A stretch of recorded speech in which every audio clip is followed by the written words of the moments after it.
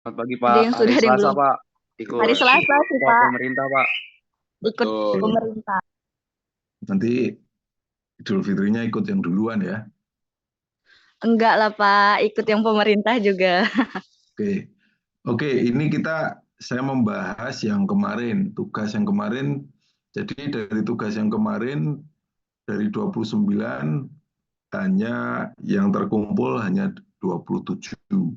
Berarti ada teman kalian yang tidak mengumpulkan dan karena sudah lebih ya, saya anggap tugas pertama ini tidak mengumpulkan yaitu Ahmad Rifai dan Dimas Sahrul Ramadan. Oke, ini saya ambil contoh aja. Udah kelihatan ya ini ya. Sudah, Pak. Ini tugasnya siapa ini? Bramastra. Ya Pak, Nah, kalau dari segi kebenaran, oke. Ini semua jawabnya 5 milimeter. Tidak apa-apa, artinya kerjasama kamu bagus. Jadi F60 Newton kemarin, sigmanya 3,06 MPa, yaitu 3,06 juta Pascal. Karena Pascal itu adalah Newton per meter persegi, maka itu perlu dikonversi. Dikonversi sehingga kita mencari A-nya. Ya. Jadi karena tegangan sigma itu adalah F bagi A, jadi A-nya ini yang dicari karena yang ditanyakan adalah diameter. Jadi tentang diameter, tentang panjang itu berarti tentang materialnya. Sumbernya dari A ya, dari A atau penampang luas. Nah, dari A ini jangan lupa bahwa ini nanti tentu saja diameter kawat. Diameter kawat itu harus kebayang kecil, namanya kawat. Kalau D namanya pipa. Ya.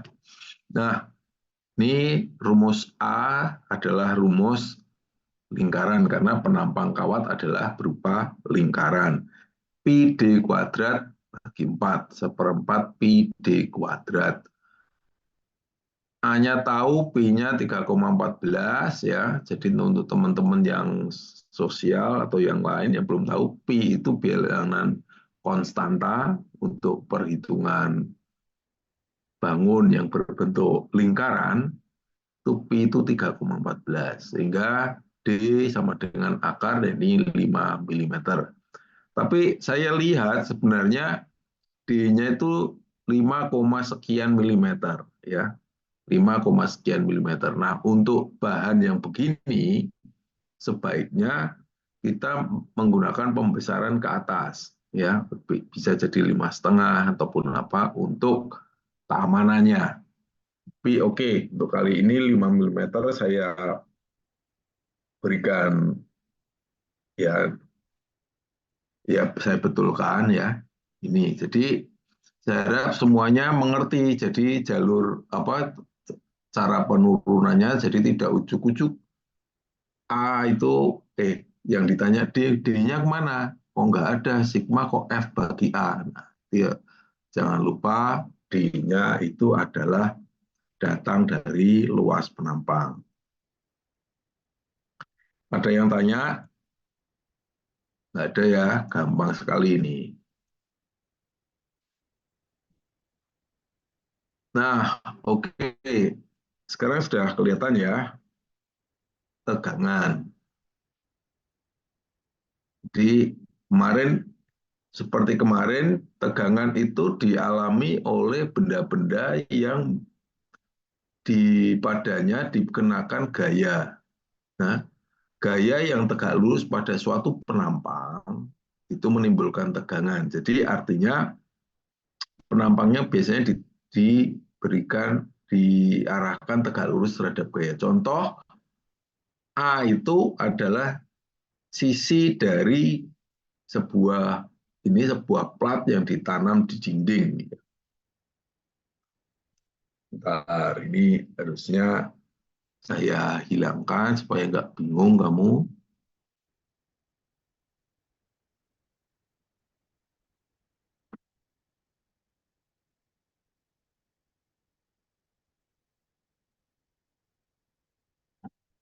Ini artinya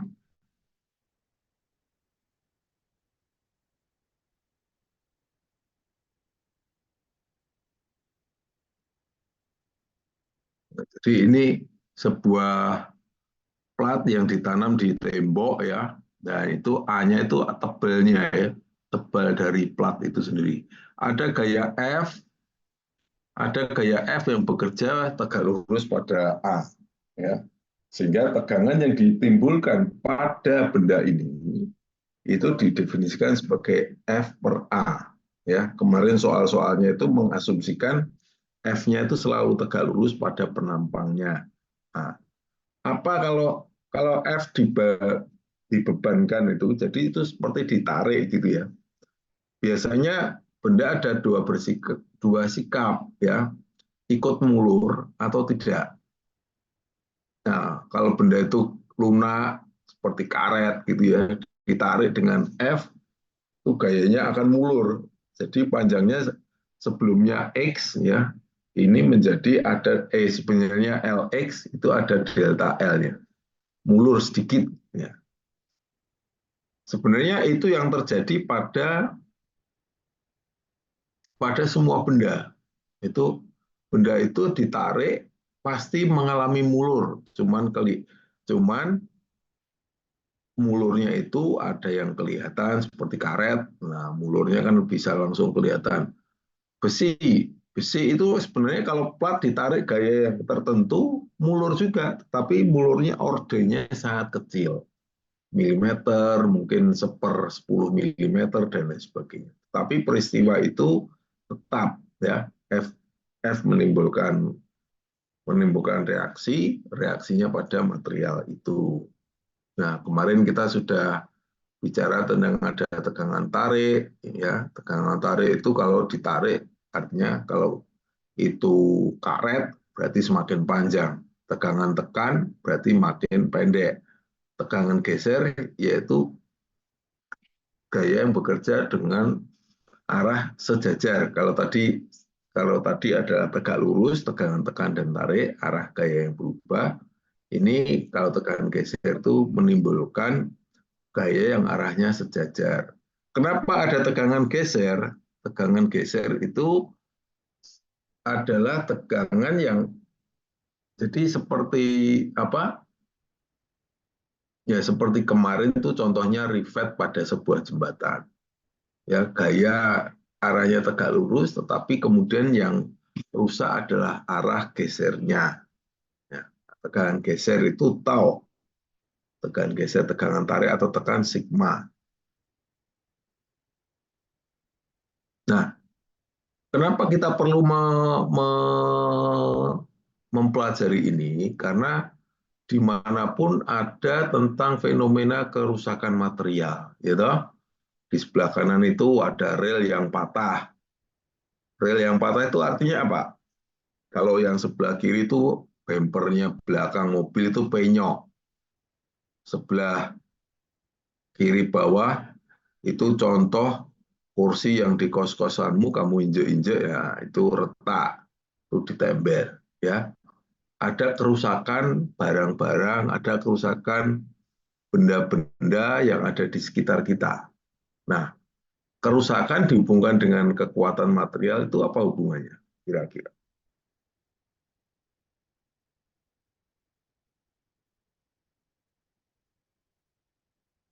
Ayo, silakan.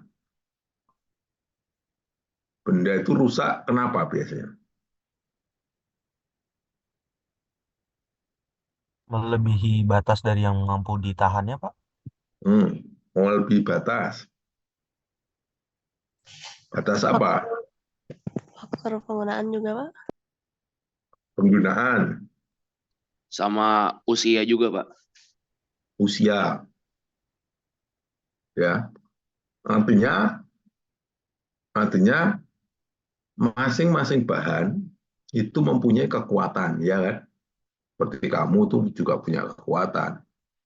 Manusia itu contohnya untuk mengangkat barbel, gitu ya. Ada yang bisa mengangkat 200 kilogram, ada yang cuma bisa mengangkat 100 kilogram, gitu ya. Nah, demikian juga material. Contohnya rel yang sering dipakai, kemudian karena menerima beban yang terus-menerus akhirnya patah. Kursi ini juga, mungkin kursi ini adalah contoh yang tadi karena usia, ya. Plastik itu pada awalnya adalah elastis, kuat dan elastis, tetapi plastik tidak tahan kepada cuaca panas, gitu. Sehingga kalau kamu beli kursi plastik jangan sampai terekspos dengan dibiarkan di udara terbuka. Nah, itu biasanya pertama bisa jadi patah langsung, tapi ini masih bagus ini. Ini retak, terus merambat, terus ditempel, dijahit sama orangnya, itu kan.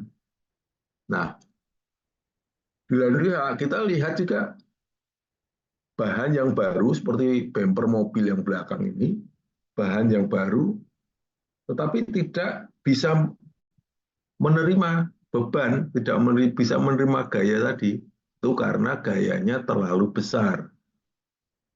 Kalau yang sebelah kanan relnya itu karena gayanya terus-menerus. Kita lihat rel di Jakarta itu sudah puluhan tahun itu, sudah puluhan tahun. Kan dia kombinasi beban fatigue yang bersiklusnya bolak-balik itu. Nah, contohnya kalau kamu mau mematahkan kawat ya, mematahkan kawat misalnya yang laki-laki itu, patahkan kawat itu selalu dibolak-balik, klek, akhirnya patah kan.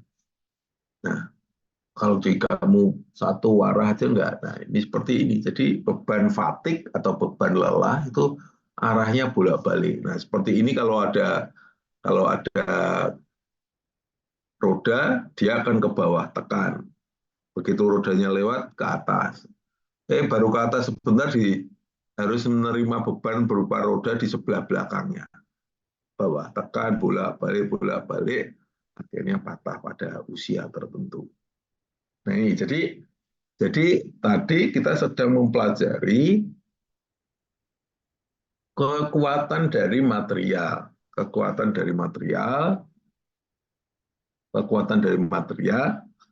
yang mampu menahan beban. Makanya ini nanti aplikasinya adalah bagaimana seorang lulusan real Trisakti merancang supaya material yang dipilih itu cukup kuat untuk menahan beban. Nah, berarti resikonya apa? Resikonya bisa jadi, materialnya terlalu kuat. Apa akibatnya kalau milih material terlalu kuat dibandingkan bebannya?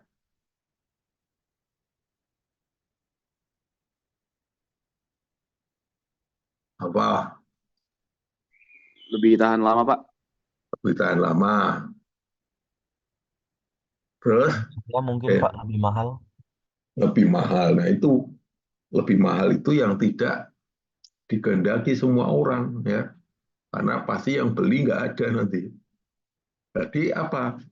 Makanya inilah perlunya kita mempelajari pengetahuan dasar teknik mesin supaya memilihkan material yang pas, ya lebih-lebih sedikit yang disebut faktor keamanan. Contohnya tadi ya, di perhitungan kita untuk menahan beban 60 Newton, kawatnya diameternya 5 mili. Ya udahlah, mungkin si Bramasta pengen, Pak saya pakai yang 7 mili aja. Oke. Padahal bebannya 60 Newton. Ya. 7 mili aja, wah kuat. Ada yang siapa namanya Satrio, udah saya 5,5 mili aja Pak. Lumayan selisih harganya. Tinggal pembeli mau pilih yang mana, ya toh? Pemilih, wah pilih buatannya Bramasta 7 mili lebih kuat lah, tahan lama. Ada juga yang ternyata makainya sebentar kok. Karena makainya sebentar ya udah yang 5,5 mili. Gitu ya. Jadi kita menghitung tegangan itu tujuannya untuk mendapatkan material yang sesuai kekuatannya, tidak berlebih supaya tidak mahal, tidak kurang supaya tetap kuat. Nah, ini contoh-contoh material yang bisa patah. Yang original ini yang rasa original ya. Jadi bentuk semulanya yang paling kiri ini. Ya, bentuk semula adalah yang paling kiri. Kemudian ada yang namanya brittle fracture. Fracture itu patah, brittle itu getas. Ya, kalau barang itu getas, itu langsung patah gini aja permukaannya seperti yang sebelah kanan ini, di tengah ini. Nah, tetapi sebaliknya ada yang namanya ductile fracture. Nah, ini di kanal elastis, ya. Jadi dia sebelum patah, dia mengecil dulu. Kalau yang brittle itu langsung patah, strong patah. Tapi ductile ini mengecil dulu, mulur dulu dia. Nah, jenis patahnya berbeda. Ya, jenis patahnya kelihatan berbeda, patahan getas atau brittle, patahan liat atau ductile. Nah, jadi ini sifat-sifat material. Jadi kalau kamu memilih material, ya harus diketahui material itu punya 3 sifat, 3 titik, 3 kekuatan. Paling tinggi adalah kekuatan tarik, ultimate strength, ya. Kekuatan tarik itu ultimate strength. Ya. Ketika ultimate strength dicapai, ya, kekuatan tarik. Jadi kekuatan tarik itu kekuatan yang mampu menahan tarikan dari gaya, ya. Itu maksimal, itu kekuatan maksimalnya, ultimate. Nah, setelah ditarik lagi, contohnya ini peta grafik ini ke kanan adalah mulurnya, ya. Ke atas stresnya itu tegangannya. Ya. Jadi ketika barang itu ditarik seperti sebelah kanan ini, benda itu ditarik, mulur dulu dia. Meskipun catatannya itu kalau besi mulur, mungkin mulurnya ordernya milimeter kecil ya, tapi bisa dicatat itu mulur. Nah, mulur, nah di sebelah itu ada kekuatan mulur. Ya, jadi kekuatan mulur itu harus dilewatin dulu. Di bawah kekuatan mulur, ya, di bawah kekuatan mulur, apabila contoh nih, ultimate strength-nya 400 Pascal, ya, ultimate strength-nya 400 megapascal. Yield strength-nya biasanya di bawahnya. Fracture strength-nya biasanya di bawah ultimate strength. Ya. Kalau fracture itu ketika ditarik lagi sudah nggak bisa, strength-nya sudah finish, sudah patah itu. Ultimate strength itu kekuatan tertinggi yang dia bisa tahan apabila ada benda. Contohnya itu benda itu ditarik, gaya yang ditambah masih kuat dia, gaya yang ditambah masih di batas yield strength-nya, ya. Sebelah kanan, sebelah kiri itu ada yield strength, jadi batas mulurnya. Jadi ketika ditarik di bawah batas mulur, benda itu ketika dilepaskan akan kembali lagi. Kayak karet ya. Kayak karet itu kalau kamu tarik, kembali lagi. Tarik, kembali lagi. Sampai kamu tarik terus. Sekuat-kuatnya. Kalau satu orang kurang untuk narik karet, 2 orang.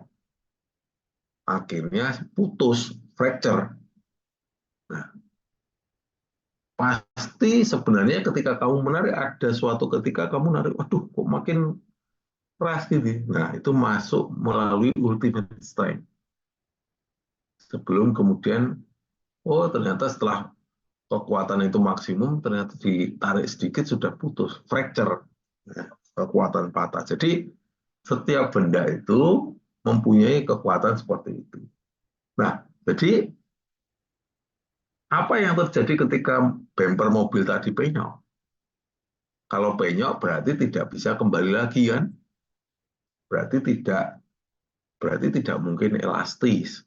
Kalau kembali lagi ya penyok, kemudian mantul lagi, bisa kembali lagi ya. Nah itu, jadi kemungkinan benda-benda tadi kenapa sampai rusak? Karena fracture-nya sudah dilampaui, menerima beban terlalu berat sehingga ultimate strength-nya terlampaui, ya, tinggal nunggu waktu. Ketika ada beban sedikit, fracture dia patah. Nah ini contoh-contohnya, contoh material yang ada di sekitar kita itu ada plat baja, plastik lembaran, karet, ya. Nah, ini yang paling gampang dilihat adalah mungkin kalau mulur itu karet, ya. Plastik dan plat baja itu sebenarnya mulur juga, tetapi tidak kelihatan kalau tidak diukur dengan mikrometer, ya. Sehingga mulurnya berapa? Kecil sekali.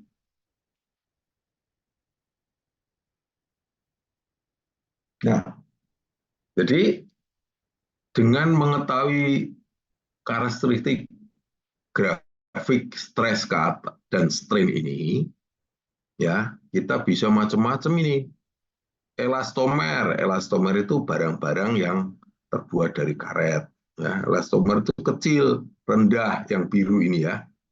Karena apa? Ketika dia tegangannya diberi tegangan sedikit, dia sudah mulur. Nah, lebih atas lagi adalah strain hardening. Jadi plastik yang mengalami penguatan lebih tinggi. Tough and strong plastik. Plastik lebih kuat. Tetapi lihat itu strain itu mulur ya. Mulurnya lebih sedikit ya. Kalau elastomer mulurnya sampai itu, sampai panjang, sampai ke arah mendatar itu panjang sekali. Sampai brittle plastik. Nah, brittle plastik itu plastik yang mungkin kita pakai untuk aplikasi apa? Mungkin di mobil itu ada dashboard dari plastik ya. Terus kemudian ember, kalau ember dulu masih ada mulurnya. Kalau sekarang brittle plastik itu plastiknya kaku. Kelebihannya kalau brittle plastik itu langsung bentuknya bagus. Tetapi ya itu kalau ada gaya ya dia tidak bisa mulur sehingga kalau dijatuhkan itu langsung pecah. Nah, inilah pemilihan jenis material ini yang nanti diterapkan di kereta. Ya. Kereta itu tidak semuanya dari plat baja. Contoh yang paling depan ini kereta di mana ini? Ada yang tahu nggak ini? Kereta di Palembang ini, LRT Palembang. Ya. Ini di depannya yang disebut maskara atau kabin depannya itu terbuat dari fiber. Fiber, kenapa fiber? Karena mudah dibentuk. Tapi fiber mudah pecah, brittle tadi. Ya, sudah kalau pecah diganti. Pecahnya kenapa? Tabrakan kereta, asalkan hati-hati tidak pernah tabrakan. Ya. Baru badan keretanya terbuat dari baja, plat baja.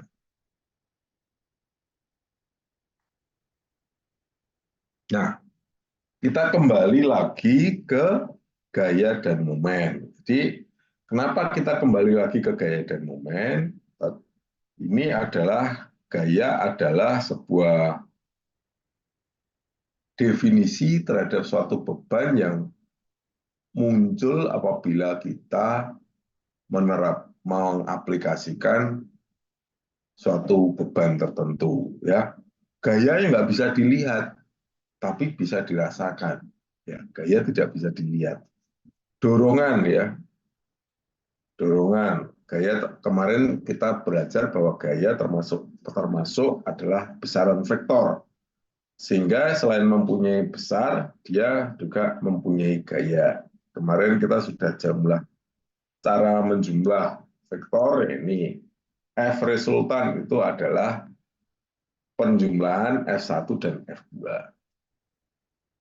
Nah, kita belajar tentang momen. Apa itu momen? Momen adalah gaya yang diperlukan untuk berrotasi terhadap suatu poros.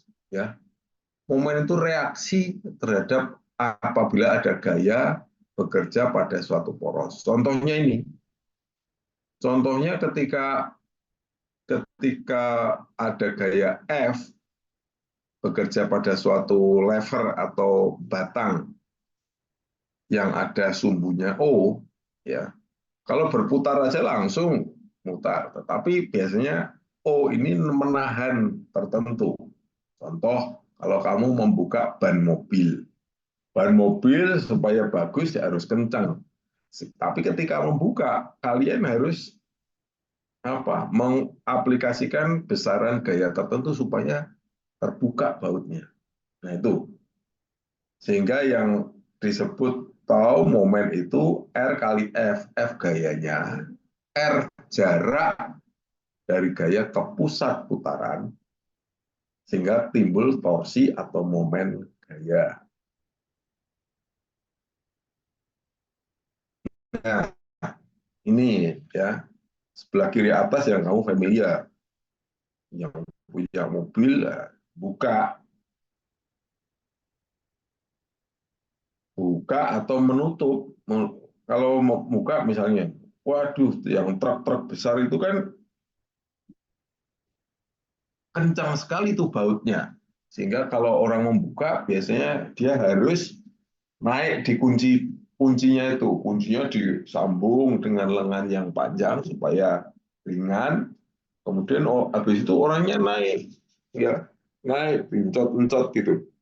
Karena saking besarnya momen yang harus diberikan supaya baut itu terlepas. Hal yang sama, momen yang sama kamu alami ketika kamu mengayuh sepeda, ya. Ketika kamu mengayuh sepeda, lokasi pedal untuk mengayuh sepeda itu biasanya ada pada jarak tertentu, ya. Ada pada jarak tertentu yang disebut lengan dari pedal sepeda itu. Nah, kamu nggak tahu bahwa itu sebenarnya kamu sedang menerapkan momen supaya sepeda itu bisa bergerak. Nah, prinsip yang sama itu juga dipakai pada roda kereta pada zaman dulu, ya. Pada zaman dulu, ketika mesin kereta itu tidak baru bisa menggerakkan yang depan, yang besar ini, roda yang besar. Terhadap roda belakangnya dia dihubungkan dengan link, ya link supaya yang roda belakang itu ikut berputar. Itu kita belajar tentang gaya, kita belajar tentang gaya jarak di mana gaya itu diterapkan pada suatu pusat putaran tertentu yang akhirnya menimbulkan momen gaya. Nah, demikian juga seperti kita ketahui gaya tarik ini, gitu, gaya tarik terjadi antara kopler satu, alat perangkai satu, dan alat perangkai yang kedua, ya, alat perangkai. Nah, kemudian terhadap sumbu rodanya itu ada jarak R, sehingga itu menimbulkan momen. Jadi momen itu ditimbulkan karena gaya yang bekerja tidak satu pusat putaran, tidak satu pusat, membuat jarak. Jaraknya yang diukur adalah jarak tegak lurusnya, ya. Nah, kamu jungkat-jungkit seperti ini. Nah, ya toh? Kamu sebenarnya menimbulkan momen tuh. Si Ani sama si Anto, ya itu jungkat-jungkit. Si Ani beratnya 40 kg. Ya. Si Anto 50 kg.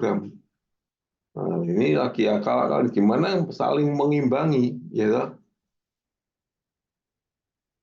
Supaya saling seimbang, tentu saja jaraknya harus diatur. Ya, F1 kali pusat jaraknya 60 cm. Berarti momennya berapa? Momen adalah jarak dikali gaya.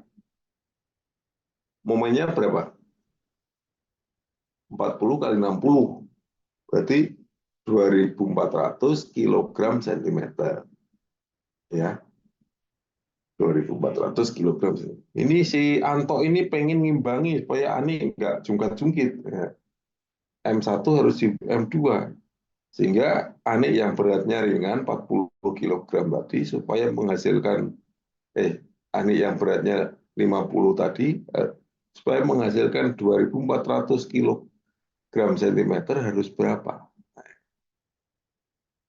Jadi kalau kamu main jungkat-jungkit ini kan kamu kalau wah badannya lawanku besar, gitu, kamu harus nggak boleh duduk sama jaraknya dari titik pusat, ya harus agak mundur supaya kamu bisa mengimbangi momen yang ditimbulkan temanmu yang lebih besar, ya. Nah, dengan demikian kamu bisa ngimbangi. Itu adalah momen. Nah, hal yang sama nanti kamu akan lihat bahwa perencanaan roda kereta juga diperhitungkan menghitung momen yang terjadi pada kontak roda dan rel. Ya, ada beban yang tanda panah biru itu beban yang diterima oleh perangkat roda kereta dari bodi, dari bogi, ya, beberapa ton gitu ya. Ini menimbulkan momen karena posisi bekerjanya gaya itu ada pada jarak tertentu terhadap posisi tumpuan. Posisi tumpuan yang terjadi antara roda dan rel itu di bawah. Apakah as roda cukup kuat? Yaitu ada hitungannya, ya. Jadi itulah contoh-contoh perhitungan gaya dan momen, kegunaan. Nah, contoh kalau kamu beli engsel, ya, kamu pasti membuka baik kok engsel apa kunci, handle kunci. Pasti kamu harus, yang melawan kamu apa itu? Yang menahan supaya handle kunci itu nggak jatuh, nggak kepleh-kepleh gitu. Tanganmu itu melawan gaya apa?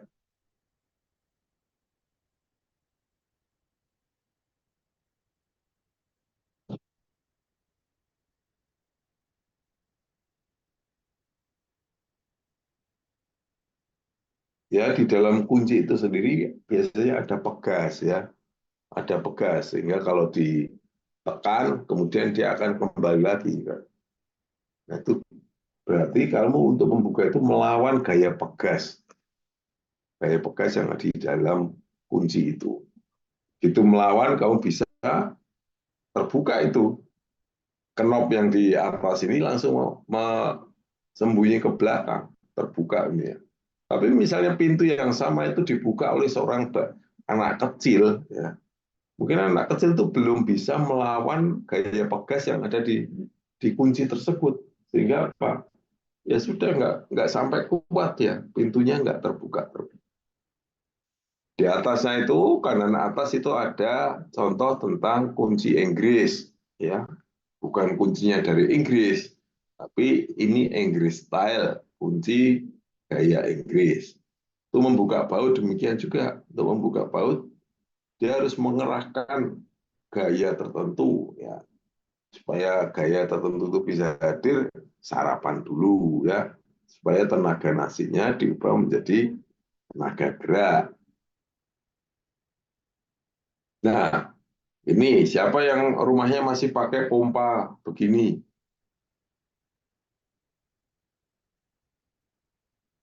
Ya, pompa ini sama, untuk mengeluarkan air, kamu harus pegang di ujung apa ini?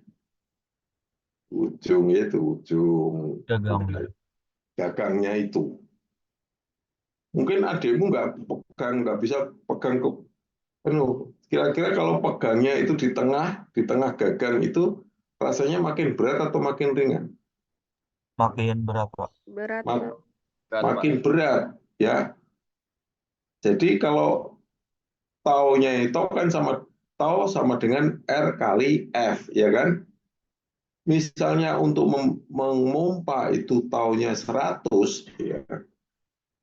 Sementara R-nya kamu isi setengah, berarti F-nya berarti berapa? 200. Ya kan?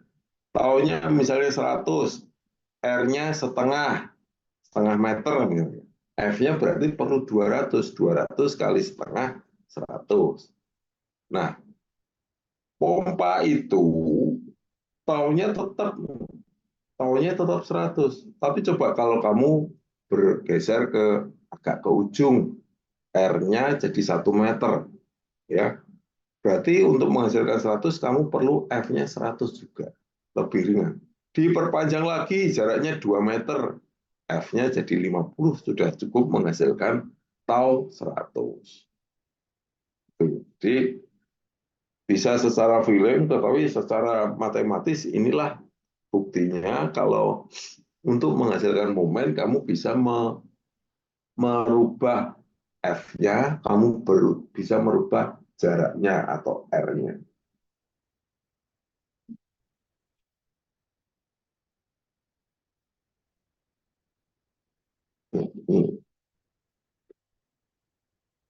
Nah, ini juga momen couple. Seringkali kita ini ada yang momen couple yang menimbulkan gerakan, putaran. Ya, putaran. Ya, momen couple itu adalah momen yang menimbulkan ada arah putaran tertentu karena ada dua gaya yang bekerja pada jarak tertentu, jarak D. Sehingga momen couple-nya F sama dengan F kali D. Rumusnya hampir sama, satuannya sama. Nah, ini. Membuka tutup botol, setir mobil, memutar tutup ballpoint, memutar lensa kamera itu perlu memutar. Untuk memutar, kamu terapkan gaya. Gaya memutarnya dari mana? Dari tanganmu, ya, dari tanganmu. Tapi pasti itu enggak smooth ya. Pasti ada sesuatu keras dulu. Seret, baru.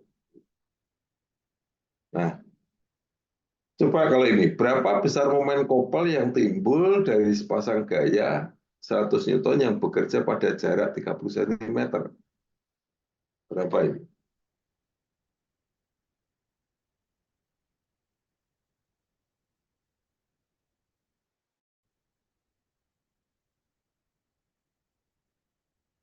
Berapa M-nya?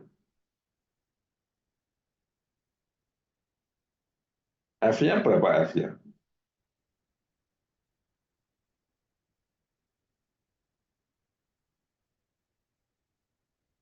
F-nya berapa gayanya? 100. F-nya berapa? Oh, itu sudah ada F-nya berapa? 100 F-nya 100 ya. Iya, jangan ragu-ragu. Ya, gaya atau F itu satuannya Newton. Berarti kalau ada N, ada Newton, itu pasti satuan gaya. Jadi F-nya berapa? 100, Pak. 100 F-nya. 100. Jaraknya 30 30 apa? Ada satuannya. cm. Meter. Berarti momennya berapa? Momen itu apa? Gaya dikalikan.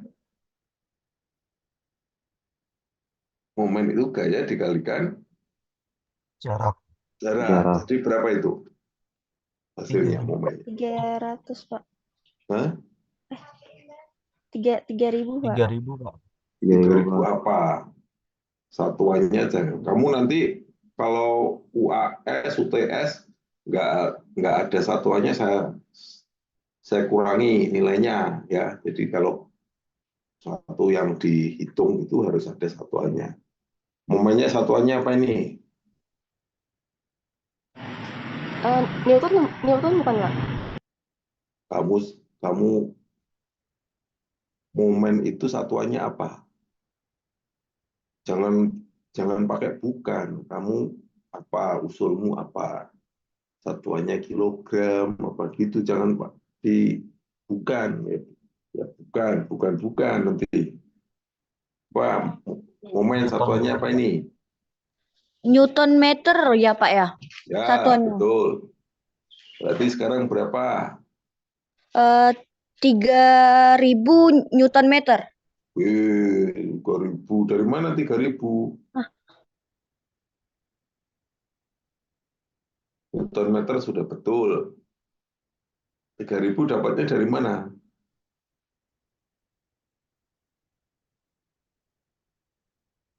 Yuk, temennya ada yang bantu. Dari F 100 meter, Pak. Newton dikali 30 ya, Pak. 30 apa?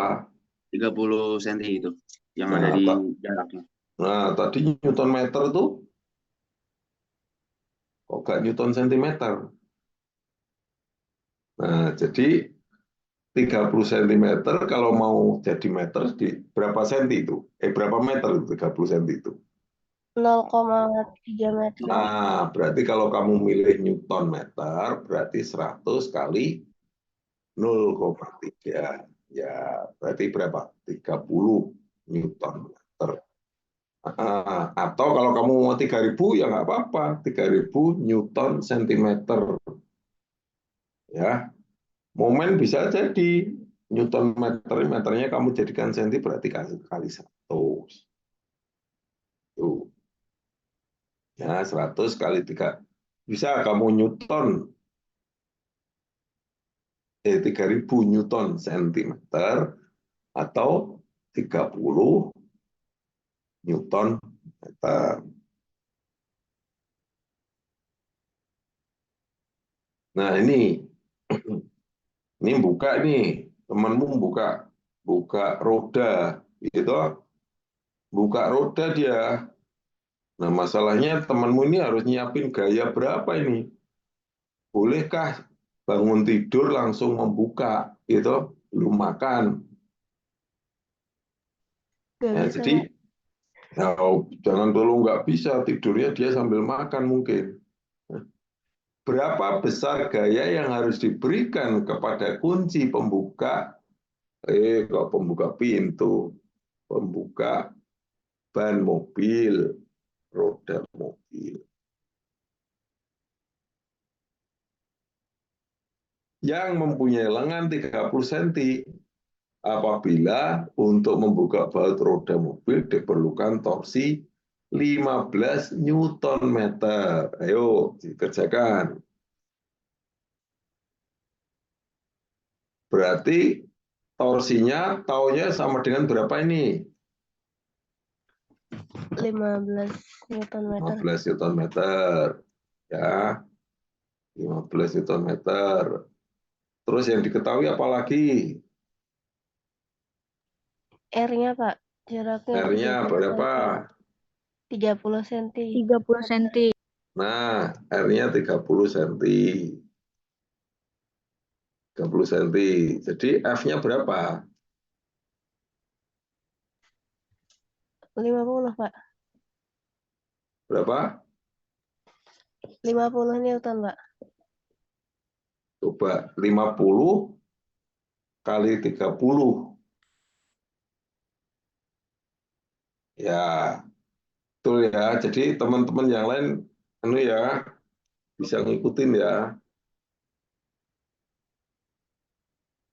Iya, Pak. Nah, jadi F-nya sama dengan isi nanti. Jadi artinya 50 kali 0,3 itu 15 Newton meter. Jadi itu contohnya contoh-contoh soal ya. Oke, ada yang ditanyakan, sudah bingung atau makin mengerti? Kalau makin mengerti ya alhamdulillah. Maaf Pak, izin masuk Pak. Yuk, Tadi Dimas Syahrul baru konfirmasi ke saya bahwa dia sudah mengumpulkan tugas sebelumnya Pak, dikirim ke email Bapak. gimana? Tadi baru Dimas boleh masuk, Dim? Kamu tuh masuk, jangan anu ke orang lain. Halo Pak, Kamu ngirim kapan? Iya Pak, sebelumnya maaf saya sudah ngirim, cuman saya nulis judulnya itu bukan di kolom yang subjek, jadi tulis saya itu tanpa Pengirimnya subjek. siapa? Namamu pengirimnya siapa? Dimas Syahrul R, Pak. Dimas Sahrul. Nggak ada Iya. ya? Coba kamu kirim dengan jalan copy kiriman, supaya terlihat di email saya, kamu sebenarnya sudah ngirim atau belum. Kamu resend, kamu kirim ulang ya. Oh oke Pak. Kalau kamu nanti kirim yang baru ya, ini sama aja nggak ngumpulin. Supaya terlihat kamu pernah mengirimkan kemana ya. Oke Pak, baik.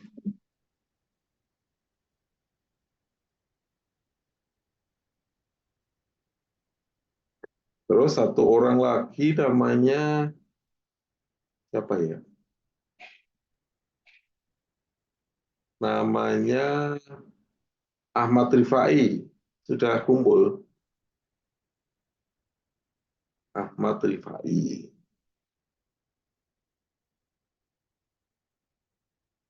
Mana Ahmad Rifai?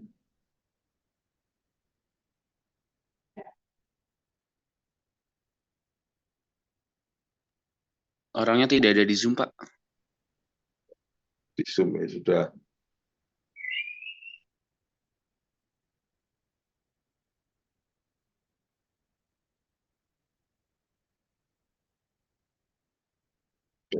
Ahmad Rifai itu minggu lalu nggak hadir juga ya?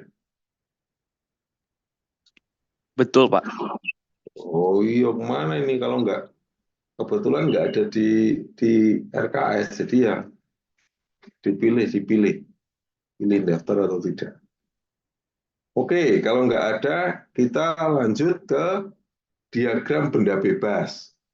Ya, diagram benda bebas itu merupakan diagram untuk menggambarkan arah dan besar gaya serta momen yang bekerja pada suatu benda. Nah, contoh ini ada benda berbentuk kotak kubus 40 ton ditumpu pada bidang yang beratnya 20 ton. Nah, sebenarnya yang 20 ton itu menderita gaya berapa sih? Berapa ini? Yang 20 ton itu dibebani berapa ton ini? Yang benda biru itu. 60 ton, Pak. Berapa? 60. Kok 60? Dari mana? Kan ada beban di atasnya itu, Pak. Ya, nah, kenapa 20 ton kamu anggap beban juga? Contohnya, Oh, siapa salah, Pak. kamu beratnya 60 kilo kan? Misalnya, beratnya 60 kilo, kamu membawa, kalau beratmu 60 kilo itu kamu merasa beban atau tidak? Tidak, Pak. Nah, bandingkan kalau kamu beratnya 60 kilo disuruh bawa tas seberat 10 kilo. Jalan dari misalnya dari kampusmu ke stasiun Jatinegara jalan kaki, ya. Berarti yang dianggap beban yang mana? Yang 10 kilo atau yang 60 kilo? Yang 10 kilo, Pak. 10 kilo. Nah, beda lagi di bawah 20 ton dan 40 ton itu ada lantai. Ya, yang abu-abu itu. Ya, lantai itu menerima beban berapa? 60 kilo. 60. Ya, karena dia harus nahan di atasnya. Nah, diagram benda bebas ini nanti kamu harus bisa menyatakan bahwa di benda yang 40 ton itu ada yang bekerja beratnya sendiri, ya. Kalau diagram benda bebas ini seolah-olah digambarkan benda itu melayang, ya. Nih, contoh itu dilepaskan yang tengah ini ya. Melayang. Jadi artinya tetapi benda sebenarnya tidak melayang. Jadi yang melawan benda yang melayang tadi itu adalah F gaya yang biru. Jadi benda 40 ton itu dilawan, beratnya 40 ton dilawan oleh beratnya F-nya yang 40 ton. Jadi seolah yang biru itu nahan beban 40 ton. Nah, demikian juga yang biru, ya, diagram benda bebas itu diurai lagi. Sehingga yang dari atas, yang biru itu menerima benda 40 ton. Sementara dari bawah dia menerima ditahan oleh 40 ton sama gayanya beratnya 20 ton ditahan oleh lantai. Nah itu dan seterusnya. Jadi dengan diagram benda bebas ini kalian akan tahu urutan-urutan beban. Jadi contohnya tadi, yang lantai nahan berapa? 40 ton tambah 20 ton. Karena arahnya ke bawah semua. Berat bebannya yang merah 40 ton, berat beban yang biru 20 ton. Ditahan semua pada lantai.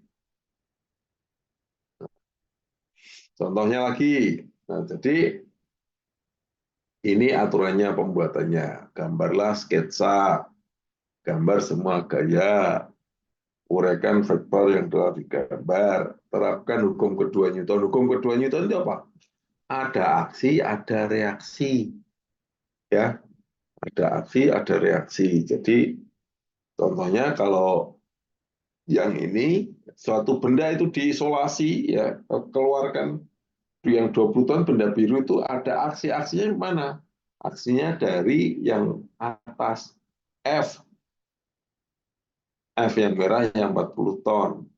Tapi F yang kuning itu, nah, itu reaksi dari lantai, ya. F yang kuning reaksi dari lantai. Reaksi dari lantai nahan berat berapa?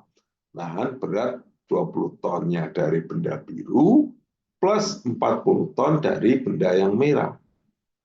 Nah, gitu ya. Nah, dicerna dulu, dipikirkan apa yang menjadi pertanyaan.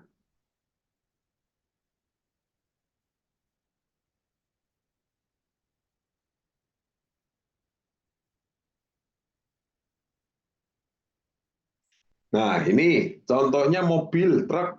Nah,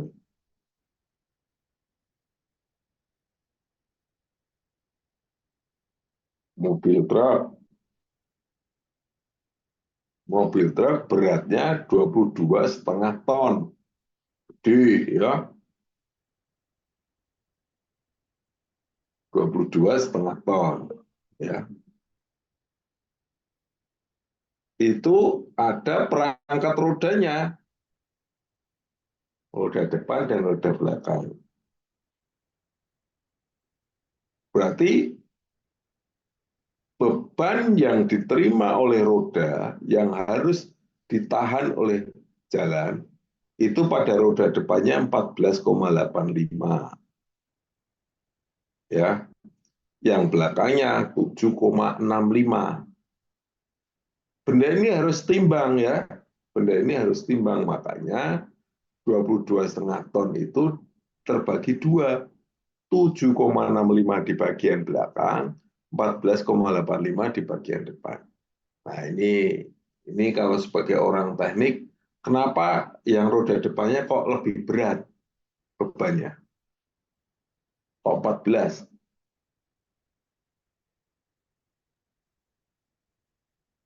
Kenapa?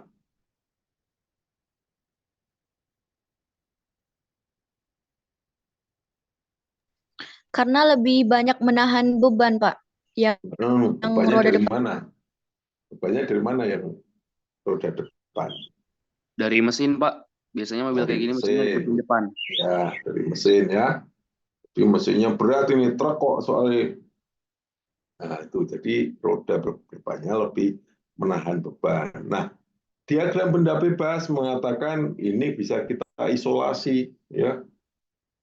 Ini bebannya dibedakan satu, muatannya, truknya, rodanya. Nah, ini jadi benda bebas itu nanti bisa benda bebas apanya? Ya, pertanyaannya, tolong bikin diagram benda bebas dari apa? Rodanya. Nah, rodanya ini digambar yang seperti ini.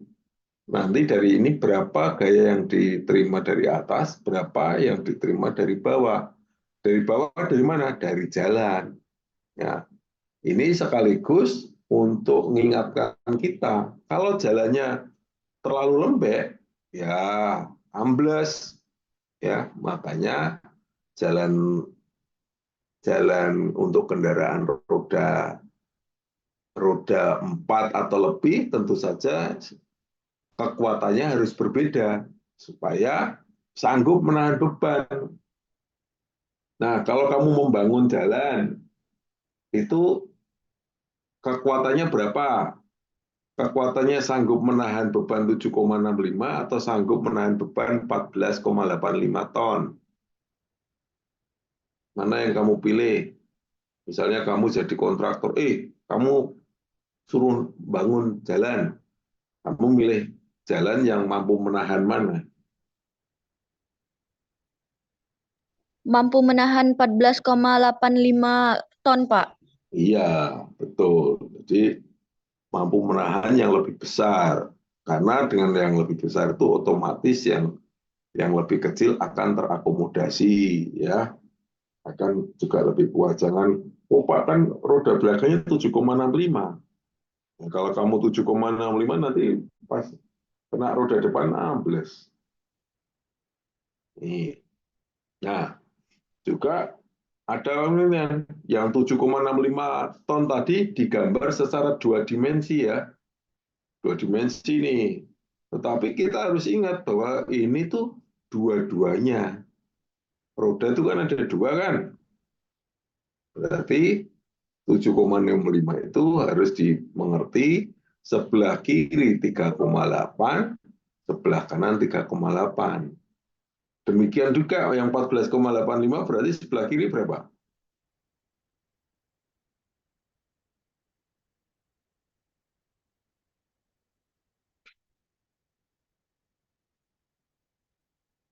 Berapa besarnya masing-masing? 7,425, Pak. Ya, berarti sebelah kiri dan sebelah kanan sama. Apakah selalu sama? Kanan dan kiri? Kalau kekurangan angin mungkin bisa beda, Pak. Ya, betul. Jadi kalau anginnya, tekanan anginnya sama, itu pasti sama. Ya, kalau tekanan anginnya berbeda, ya pasti berbeda. Jelas ya? Nah, sekarang diagram benda bebas dan aplikasinya kepada kereta. Ya, dalam hal ini lokomotif. Ya. Ini gambar lokomotif ini. Siapa belum pernah lihat lokomotif? Sudah, Pak. Sudah. Di mana? Di TV? Di stasiun. Kan Oh, sering naik kereta, Pak. oh ya. Nah, lokomotif itu rodanya ada 6 ya. Betul nggak? Rodanya ada 6 seperti ini. 1, 2, 3, 4, 5, 6. Perangkat rodanya. Ini kanan kiri ya. Nah, rodanya yang 6 ini, satu bogi isinya 3. Makanya ini disebut CC ya. CC. Berarti satu roda isinya ABC, berarti rodanya 3. Satu bogi rodanya 3. Ini CC. Makanya kamu ingat CC 201. Oh, ini kereta lokomotif CC. Berarti satu bogi rodanya ada 3 perangkat roda. Satu bogi terdapat 3 perangkat roda. Mungkin di daerah kamu akan ada lokomotif BB. Berarti satu bogi ada 2 perangkat roda. Nah, oke, kembali lagi. Ini lokomotif, ada muatannya. Muatannya lokomotif itu apa badan keretanya isinya?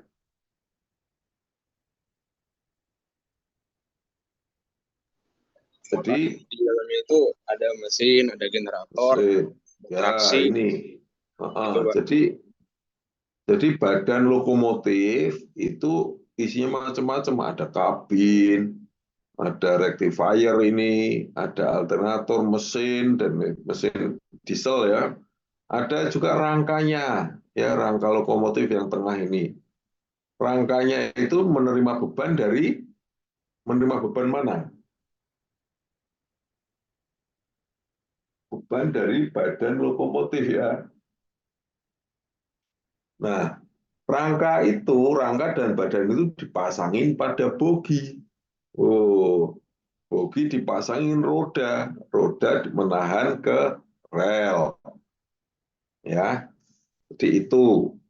Jadi kembali lagi, ini perangkat roda yang, nah, ini ada perangkat roda, ini bogi lokomotif. Ya. Ini bogi lokomotif.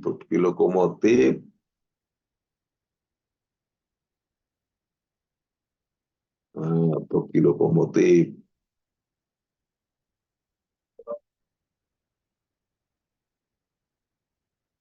Nah,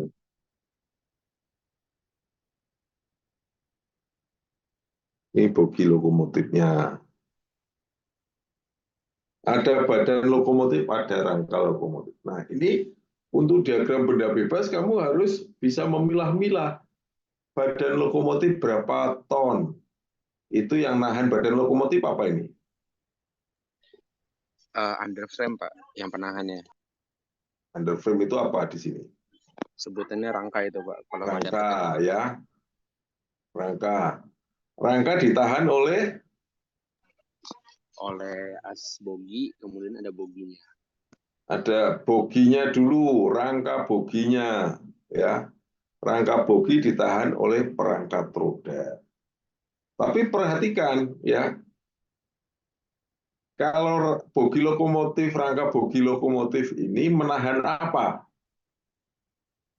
Yang ditahan oleh rangka bogi lokomotif itu apa aja? Beban angkutannya, Pak. Apa? Yang ditahan beban angkutan dari lokonya. Ya, itu yang ditahan itu ya kita beban angkutan apa itu ada. Jadi lokomotif tadi di diagram benda bebasnya dipisahkan badan lokomotif, rangka lokomotif atau underframe, bogi lokomotif, ada perangkat roda. Ya, kalau saya tanya bogi lokomotifnya itu menahan beratnya apa?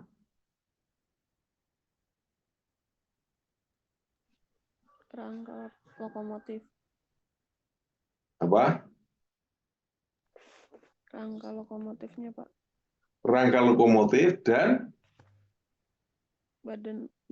iya, dan badan. Nahan yang di atasnya, ya. Kalau rangka lokomotif nahan apa? Nahan badan lokomotifnya, Pak. Nahan badan lokomotif. Kalau perangkat roda nahan apa aja? Nahan badan lokomotif dan rangka lokomotif, Pak. Dan rangka bogi, juga, Pak. Oh, gitu. Boginya ditahan, rangka lokomotif, badan lokomotif ditahan sama perangkat roda. Nah, oke. Ini saya tambahkan.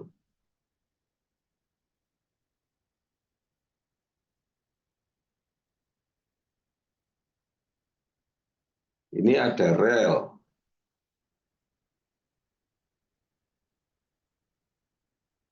Nah, ada rel ya.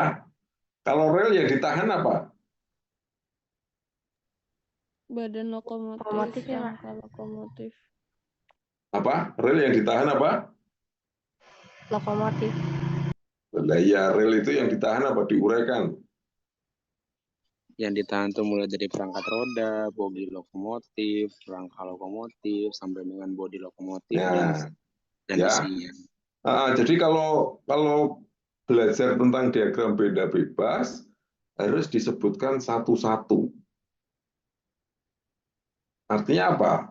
Kalau kamu nanti mendesain rangka lokomotif atau underframe lokomotif, kamu tahu, oh yang ditahan badan lokomotif saja. Sebaliknya kalau kamu nanti mendesain sebuah perangkat roda, atau kamu memilih perangkat rodanya harus nahan apa, nah ini harus tahu perangkat roda itu, oh nahan bogi, nahan rangka, nahan badan. Ya. Kenapa perangkat rodanya kok kecil-kecil? Iya, tapi jumlahnya ada 6. Gitu kan? Jumlahnya ada 6. Kalau jumlahnya cuma 1, gede nanti. Rodanya terlalu gede. Ya. Karena berat lokomotif itu kira-kira berapa? Perkiraan.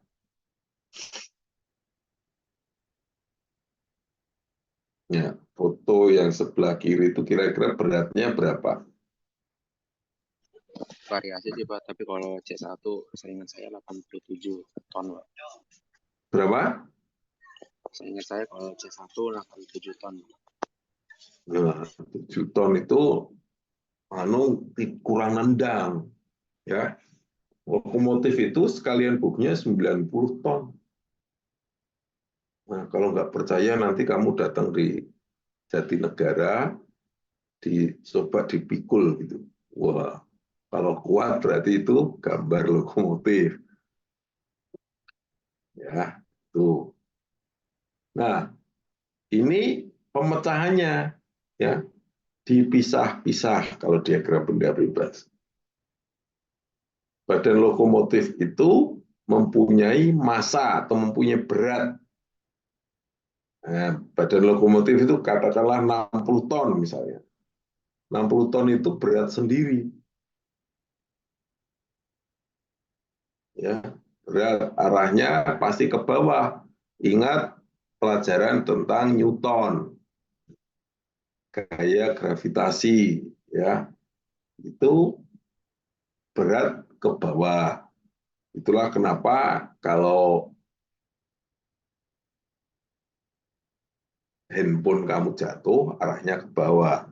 Berat lokomotif ataupun itu ditunjukkan dengan pusat massa. Yang merah-merah itu titik pusat massa. Nah, di diagram benda bebas tentang badan lokomotif, itu bentuknya seperti itu. Badan lokomotif mempunyai pusat massa yang biasanya arahnya digambarkan otomatis ke bawah.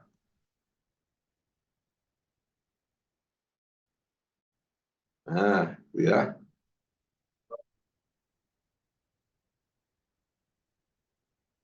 Nah, ini yang disebut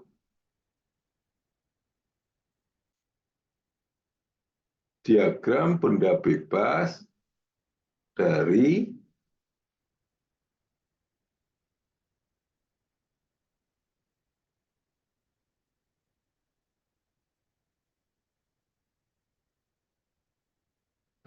badan kereta.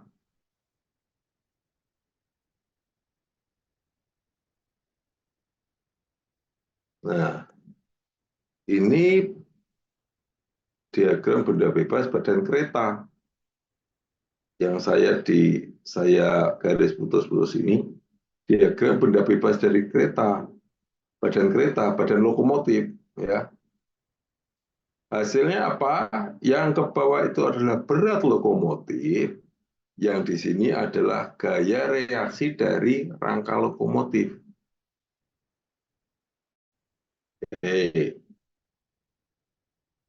Nah, ini sendiri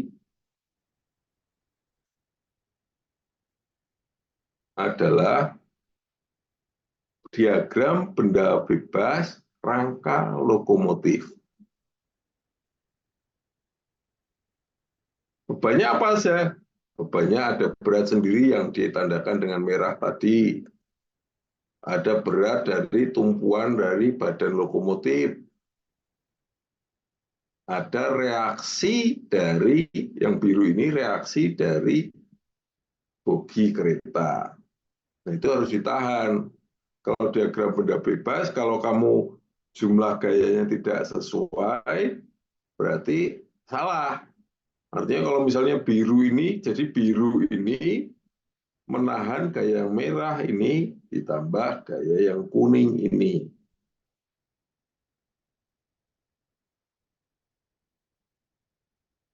Nah, demikian juga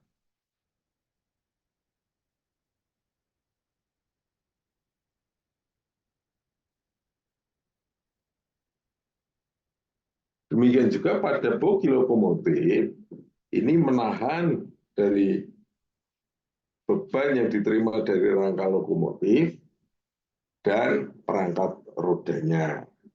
Ya, ini perangkat rodanya. Nah, ini diagram benda bebas dari perangkat roda.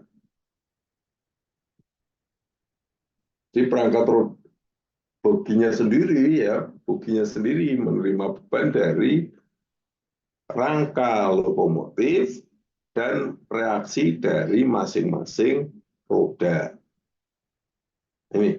Jadi artinya apa? Artinya dengan demikian kalian akan tahu, dan ini penting untuk pengantar dasar teknik mesin. Karena ini nanti kalau kamu di pelajaran-pelajaran berikutnya nanti ada gaya segini, segini, sudah paham ini. Di diagram benda bebas memang seperti itu digambarkannya.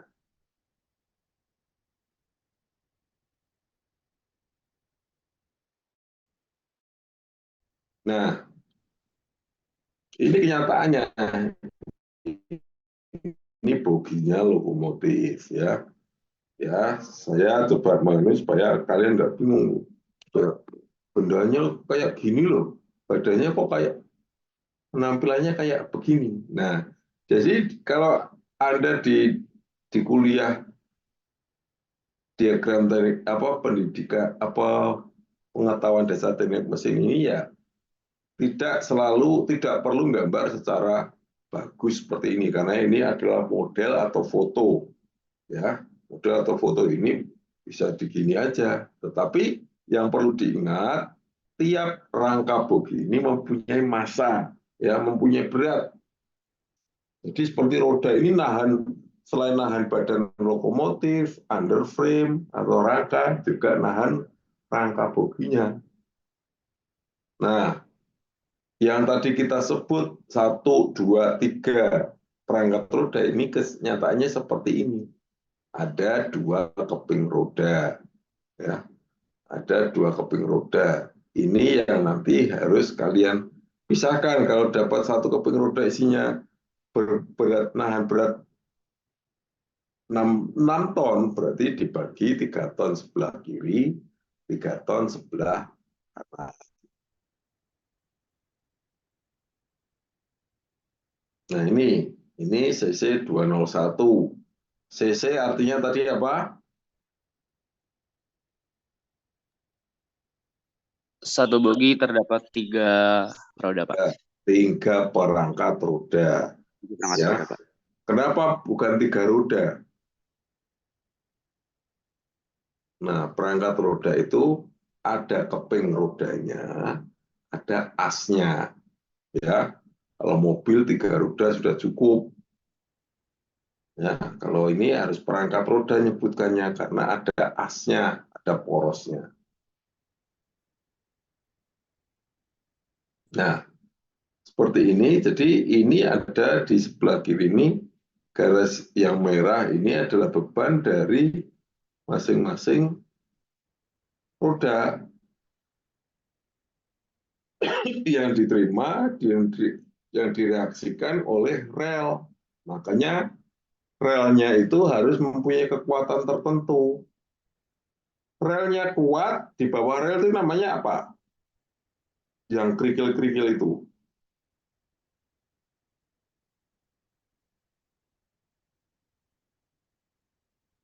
Balas, ya. Kalau di rel, kamu pernah lihat di relnya toh? Iya, Pak. Nah, di bawah di bawah rel itu kan kadang ada bantalan, ya toh, harus ada bantalan, kemudian dari bantalan itu ada batu-batu kerikil gitu. Batu kerikilnya jangan kamu bawa pulang, karena nanti bisa relnya ambles karena nggak ketahan. Jadi ini ditahan, ya, ditahan oleh batu-batu kerikil itu. Nah, berat badan lokomotif 65 ton, berat rangka lokomotif 14 ton, berat bogi itu 6 ton. Ya, berat bogi itu, boginya ada berapa ini?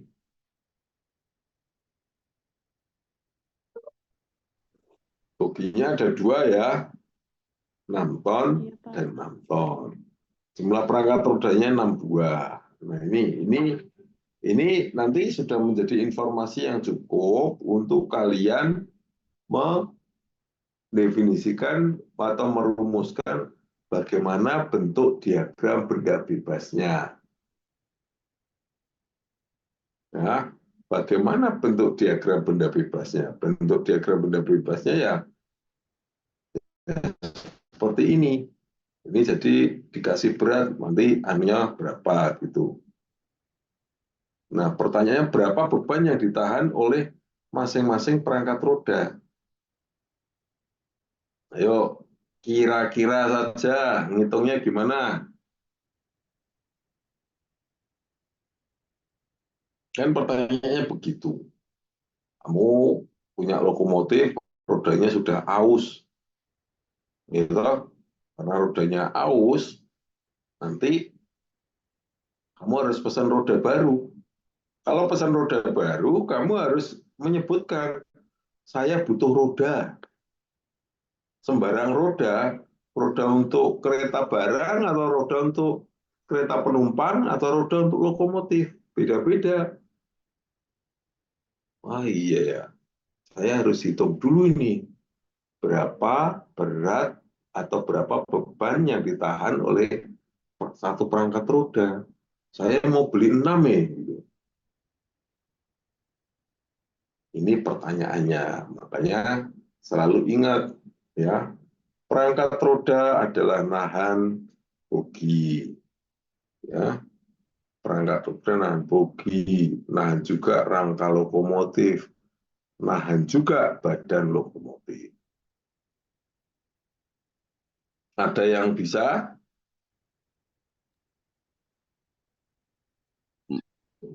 Yang dibutuhkan 85 ton, Pak. Karena berat badannya 65 ton, ditambah berat rangka lokomotifnya 14 ton, dan juga ditambah berat boginya 6 ton, Pak. Nah, pertanyaannya, berapa beban yang ditahan masing-masing perangkat roda?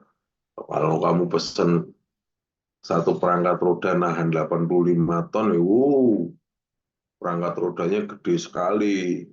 Kamu nggak punya duit nanti untuk beli.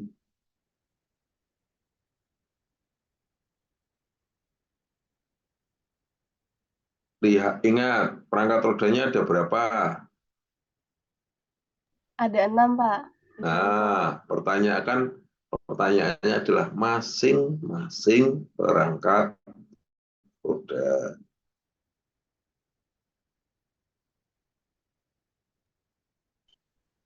Boginya 14 ton. Iya, Pak. Nah, boginya ada berapa? Ada 2. 2, dihitung berat boginya totalnya berapa? 12. 12 ton. Langkah Ya. lokomotifnya berapa? 14 ton. Ditambah jadi berapa? Nah, gitu ya. Jadi 26. Jadi 65 tambah 14 tambah 12. 91, Pak. Nah, 91 ton dibagi Jadi 6. bagi 6. 15, Pak. 15. Ton, Pak. Berapa beban yang ditahan oleh rel? Nah, itu pertanyaan selanjutnya. Kalau kamu nanti bekerja di rel, relnya rusak, kamu harus ganti rel, harus bisa menghitung itu. Berapa beban yang diterima oleh rel yang paling besar. Mungkin ada lokomotif cc berapa itu lebih besar lagi. Nah, itu artinya pertanyaannya akan seperti itu. Ya, itulah kenapa kamu harus bisa menghitung melalui apa? Diagram benda bebas. Supaya kalau pertanyaannya kan kamu kadang harus menghitung kemampuan perangkat rodanya. Kadang kamu harus menghitung rangka lokomotifnya harus nahan berapa beban. Gitu kan? Kamu suatu ketika bogimu rusak, rangkanya sudah aus, rangkanya sudah keropos, harus diganti. Kamu pesan ke Inka, Mas, saya pesan bogi untuk lokomotif rangkanya. Bebannya berapa? Oh, sebentar, saya hitung dulu. Nah, diagram benda bebas tadi mengingatkan kita, oh, rangka bogi itu menahan bebannya dari mana saja. Nah, ini free body diagram. Nah, ini tadi adalah penggambaran apa yang saya jelaskan tadi. Rangka bogi itu mempunyai berat bogi, ya, mempunyai gaya reaksi dari masing-masing roda. Ya, ini makanya rel itu gambarnya kayak gini. Kalau nanti masing-masing rel itu tidak kuat, bisa jadi relnya kuat tapi balasnya nggak kuat. Artinya apa? Sebagai orang prasarana kamu harus menyiapkan bahwa jalur rel ke Cirebon itu bisa dilalui oleh CC 206 misalnya. Harus kuat, Pak. Iya, kekuatannya berapa? Harus bisa nahan sampai 91 ton. Atau harus bisa nahan sampai 100 ton. Oh, tapi tiap rodanya kecil. Oh iya, bagi roda tadi 15 ton ya. Oh iya, ternyata tiap titik relnya harus hanya mampu 16 ton, 15 ton ya. Karena kali 6. Ya, jadi kalau melihat lokomotif, melihat contoh ya, kalau kita mengangkut barang atau ada kereta yang lebih berat ini, sedangkan kemampuan relnya terbatas. Caranya gimana supaya relnya itu bisa mampu menahan beban berat tadi? Jadi misalnya kereta yang biasa lewat itu beratnya 60 ton, lewat jalan rel, gitu. Lewat jalan rel, rodanya 1, 2, 3, 4, 60 ton. Gitu. Tiba-tiba pemerintah ingin membeli, ada kereta nih, keretanya beratnya 100 ton. Padahal dia pengen juga lewat jalan Cirebon, Jakarta. Caranya gimana supaya bisa lewat di jalan rel itu? Jalan relnya diperbaiki, diberi lebih kuat atau gimana?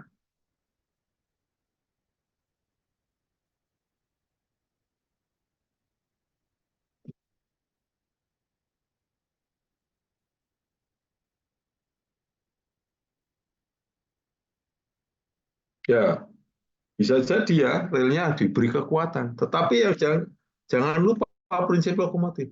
Oh, rodanya dibanyakin, ya kan? Rodanya diperbanyak. Jadi boginya disisain khusus, mempunyai 3 roda atau 4 roda. Supaya jalan rel itu menerima bebannya per roda, per perangkat roda itu lebih kecil. Ya tak? Kalau 100 ton dibagi 4 roda, berarti masing-masing 25 ton. Waduh, relnya cuma bisa dilalui 15 ton. Rodanya diperbanyak, 8 ton, 8 roda. Artinya 100 ton dibagi 8, jadi 12,5 ton yang ditanggung oleh rel. Nah, artinya itu bisa menjadi pemikiran untuk menahan, untuk menjaga keawetan jalan rel itu harus dilakukan, misalnya menambah jumlah perangkat roda yang lebih banyak. Nah,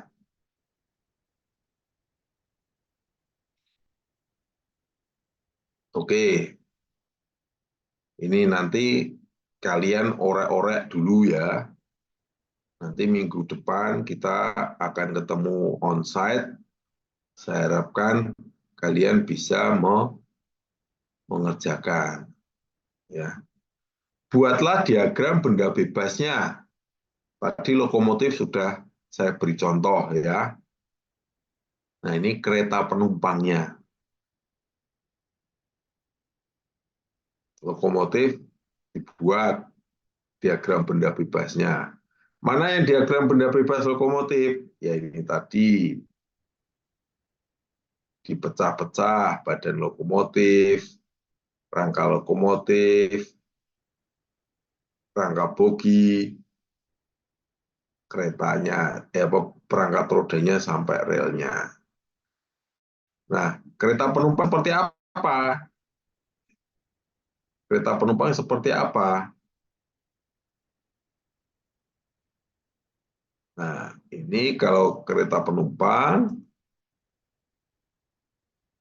berarti,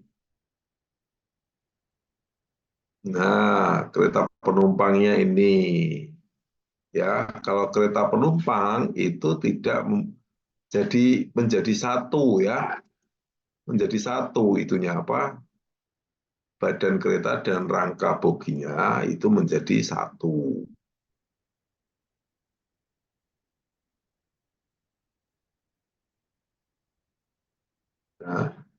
Nah, berarti di bawahnya hanya ada 2 bogi. 2 bogi.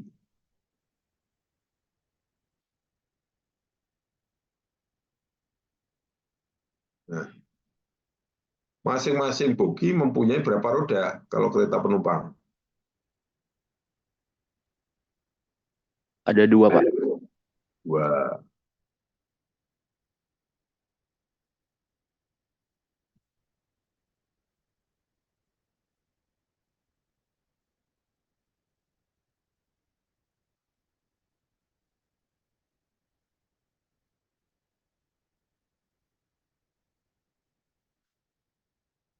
Baik, yang perlu diingat adalah bahwa masing-masing benda ini mempunyai yang disebut apa?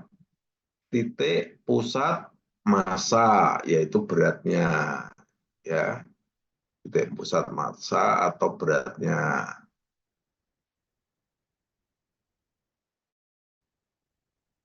Baik badan kereta, bogi, maupun perangkat roda ya. Ini coba dibuat diagram benda bebasnya. Oke, ini kuliah hari ini. Silakan ditanyakan yang tidak jelas. Pak, izin Pak. Ya. Berarti yang hari ini itu ada tugas yang di PPT sebelumnya ya Pak, yang momen gaya dan kopal itu mencari Nggak F ya Pak ya? Oh, nggak usah. Tugasnya ini. Oke, baik Pak. Tadi pertanyaan kuliah, tadi pertanyaan waktu kuliah. Ini tugasnya ya. Iya Pak. Jangan takut salah. Jangan takut salah. Kemudian merapatlah ke teman-temanmu supaya kamu saling memberitahu yang bisa, ngasih tahu yang nggak bisa. Yang nggak bisa jangan malu-malu untuk mencontek yang bisa. Yang nggak bisa jangan malu-malu mencontek. Karena ini masih tugas. Nanti kalau ulangan, baru pas kalian UAS itu yang nggak boleh nyontek. Baik Pak. Itu ya. Jadi kita ketemu besok hari Senin, minggu depan. Dengan kondisi syaratnya puasa bagi yang memeluk agama Islam. Oke ya, baik. Nanti saya share ini untuk apa PPT-nya ini. Saya share. Coba sekarang di absen, Bramasta, di share lagi ya. Baik, Pak.